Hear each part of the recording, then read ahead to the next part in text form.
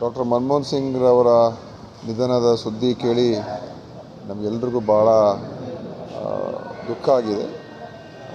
ಮತ್ತು ಅವರ ಒಂದು ಆರೋಗ್ಯ ಸರಿ ಇರಲಿಲ್ಲ ಅಂತ ಗೊತ್ತಿದ್ದರೂ ಕೂಡ ಅವರ ಒಂದು ಏನು ಯಾವ ರೀತಿಯಾಗಿ ಅವರ ಜೀವನ ಚರಿತ್ರೆ ಇದೆ ಅದು ನಾವು ನೋಡಿದಾಗ ನಿಜವಾಗಲೂ ಅತ್ಯಂತ ಪ್ರೇರಣೀಯವಾದಂಥ ಒಂದು ಜೀವನ ಚರಿತ್ರೆ ಅವರು.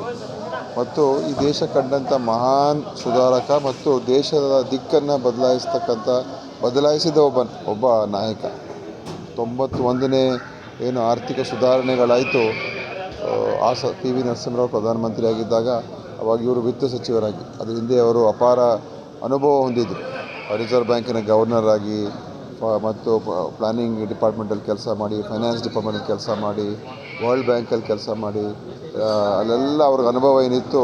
ಅವರು ಆ ಅನುಭವವನ್ನು ಉಪಯೋಗಿಸಿ 91ರ ಒಂದು ಆರ್ಥಿಕ ಸುಧಾರಣೆಗಳು ಯಾವಾಗ ದೇಶ ಅತ್ಯಂತ ಒಂದು ಸಂಕಷ್ಟದ ಪರಿಸ್ಥಿತಿಯಲ್ಲಿತ್ತು, ದೇಶದ ದಿಕ್ಕನ್ನೇ ಬದಲಾಯಿಸಿದರು. ಮತ್ತು ಒಂದು ಆಧುನಿಕ ಭಾರತ ಕಟ್ಟೋದಕ್ಕೆ ಮಹತ್ತರವಾದಂಥ ಪಾತ್ರ. ಮತ್ತು 10 ವರ್ಷ ಪ್ರಧಾನಮಂತ್ರಿಯಾಗಿ ಬಹುಶಃ ಇವತ್ತು ಏನೇನು ಕೆಲಸ ಮಾಡಿದರೆ ಅದು ಇವತ್ತು ಕೂಡ ಶಾಶ್ವತವಾಗಿ ಉಳಿದಿದೆ. ಏನು ಅವರು 10 ವರ್ಷ ಪ್ರಧಾನಮಂತ್ರಿಗಳಾಗಿ ಅನೇಕ ಯೋಜನೆಗಳು ಬಡ ಜನರ ಪರವಾಗಿ, ಸಾಮಾನ್ಯ ಜನರ ಪರವಾಗಿ, ಇವತ್ತು ಆಧಾರನ ತೊಗೊಂಬಂದಿರತಕ್ಕಂಥದ್ದು ಅವರೇ. ಮತ್ತು ಅವ್ರ ಕಾಲದಲ್ಲಿ ಮಾಹಿತಿ ಹಕ್ಕು ಕಾಯ್ದೆಯನ್ನು ರಾಷ್ಟ್ರ ಮಟ್ಟದಲ್ಲಿ ಅನುಷ್ಠಾನ ಮಾಡಿದ್ರು. ಆರೋಗ್ಯ ಹಕ್ಕು ಕಾಯ್ದೆ ಅಂದರೆ ಆರೋಗ್ಯ ಹಕ್ಕಲ್ಲ, ನಮ್ಮ ಆಹಾರ ಹಕ್ಕಿನ ಕಾಯ್ದೆ, right to food, right to ಎಜುಕೇಷನ್ನು, ಮತ್ತು ಭಾಳ ಮುಖ್ಯವಾಗಿ ಏನು ಉದ್ಯೋಗ ಖಾತ್ರಿ ಯೋಜನೆ. ಈ ರೀತಿಯಾಗಿ ಹೇಳಬೇಕಾದ್ರೆ ತುಂಬ ಹೇಳ್ಬೋದು. ಆದರೆ ವಿಶೇಷವಾಗಿ ಏನಂತ ಹೇಳಿದ್ರೆ ಬಹಳ ಸರಳ ವ್ಯಕ್ತಿ, ಯಾವುದೇ ಆಡಂಬರ ಇಲ್ಲ, ಯಾವುದೇ ಅಪೇಕ್ಷೆ ಇಲ್ಲ, ಯಾವುದೇ ಅಧಿಕಾರದ ಹಾಹಾಕಾರ ಇಲ್ಲ, ಯಾರ ಮೇಲೂ ದ್ವೇಷದ ರಾಜಕಾರಣ ಮಾಡಲಿಲ್ಲ. ಒಂದು ದೇಶದಲ್ಲಿ ಅವರಿದ್ದಾಗ ಒಂದು ಮುಕ್ತ ವಾತಾವರಣ ಇತ್ತು ದೇಶದಲ್ಲಿ. ಯಾರು ಏನು ಬೇಕಾದರೂ ಹೇಳ್ಬೋದಾಗಿತ್ತು, ಯಾರು ಏನು ಬೇಕಾದರೂ ಮಾತಾಡ್ಬೋದಾಗಿತ್ತು. ಆ ರೀತಿಯಾದಂಥ ಒಂದು ಪ್ರಜಾಪ್ರಭುತ್ವದ ಒಂದು ಎತ್ತಿ ಹಿಡಿದಂಥ ಒಬ್ಬ ಪ್ರಧಾನಮಂತ್ರಿ. ಯಾವ ಭಯದ ವಾತಾವರಣ ಇರಲಿಲ್ಲ. ಮತ್ತು ಮಾಧ್ಯಮ ಕ್ಷೇತ್ರ ಇರ್ಬೋದು, ಕೈಗಾರಿಕಾ ಕ್ಷೇತ್ರ ಇರ್ಬೋದು, ಎಲ್ಲ ಕ್ಷೇತ್ರದಲ್ಲಿ ಮುಕ್ತವಾಗಿ ಜನರು ತಮ್ಮ ಅಭಿಪ್ರಾಯಗಳನ್ನು ಹೇಳುವಂಥದ್ದು.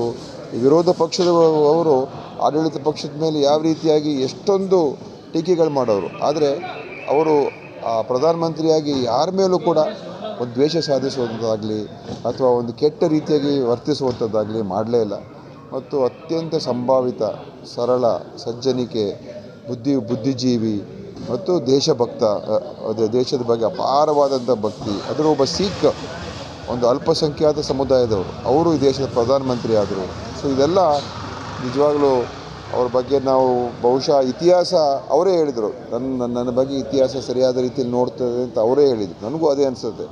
ಅನೇಕ ಜನ ಏನೇನೋ ಟಿಪ್ಪಣಿಗಳು ಮಾಡಿದರು, ಆದರೆ ಇತಿಹಾಸ ಪುಸ್ತಕಗಳು ಬರೆದಾಗ ಮನಮೋಹನ್ ಸಿಂಗ್ ಒಬ್ಬ ಮಹಾನ್ ಪ್ರಧಾನಮಂತ್ರಿ ಮತ್ತು ದೇಶದ ಮಹಾನ್ ಒಬ್ಬ ನಾಯಕ ಮತ್ತು ದೇಶಕ್ಕೋಸ್ಕರ ದೊಡ್ಡ ಒಂದು ಕೊಡುಗೆಯನ್ನು ಕೊಟ್ಟಿದ್ದಾರೆ ಅಂತ ಕೂಡ ಇತಿಹಾಸದಲ್ಲಿ ಬರ್ತದೆ ಅಂತ ನನಗೆ ವಿಶ್ವಾಸ ಇದೆ. ಆದ್ದರಿಂದ ಅವರ ಬಗ್ಗೆ ನನ್ನ ಒಂದು ನಮನಗಳನ್ನು ಸಲ್ಲಿಸ್ತೀನಿ. ಅವರ ಆತ್ಮಕ್ಕೆ ಶಾಂತಿ ಸಿಗಲಿ ಅಂತ ಕೂಡ ನಾನು ಕೋರ್ತೀನಿ.